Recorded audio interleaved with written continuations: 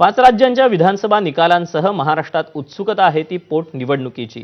उपमुख्यमंत्री अजित पवारांच्या निधनानंतर बारामती आणि भाजपचे आमदार शिवाजीराव कर्डिले यांच्या निधनानंतर राहुरीची पोटनिवडणूक लागली होती।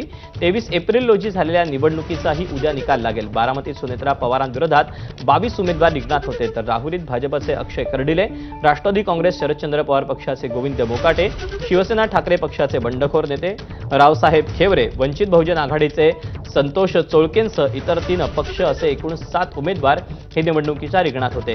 एक्झिट पोलनुसार बारामतीत सुनेत्रा पवार 2 लाखांपेक्षा अधिक मतांनी विजयी होण्याची शक्यता आहे, तर राहुरीतील भाजपचे उमेदवार अक्षय कर्डिले यांना जवळपास 1.5 लाख मतं मिळण्याचा अंदाज आहे।